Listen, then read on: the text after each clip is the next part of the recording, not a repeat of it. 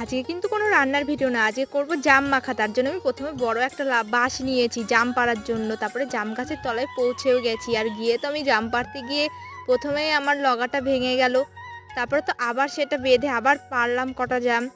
তারপরে তো আমি সবার শেষে গাছেই উঠে গেছি জাম পাড়ার জন্য। আর এই গাছে ওঠা দেখে আমার তো ছোটোবেলার কথা মনে পড়ে গেল।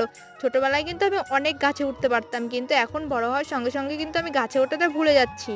তো এদিকে আমার মা জামগুলো কুড়িয়ে নিয়েছে। তো চলো এখন একটা কমেন্ট পড়া যাক কালকের ভিডিও। প্রদীপ মাইতি বলে এক দাদাভাই আমাকে কমেন্ট করেছে, তুমি কি লেফট হ্যান্ডে খাও না? আমি কিন্তু লেফট হ্যান্ডে খাই না, আমি রাইট হ্যান্ডেই খাই। আসলে মাঝে মধ্যে আমি সামনের ক্যামেরা দিয়ে ভিডিও করি, তাই সেটা উল্টো উল্টো লাগে। তারপরে তো আমি জামগুলো ধুয়ে নিয়ে তার মধ্যে লবণ লঙ্কা দিয়ে মেখে নিয়েছি। আসলে আমার জাম মাখা কিন্তু বেশি কিছু দিয়ে মাখাতে ভালো লাগে না।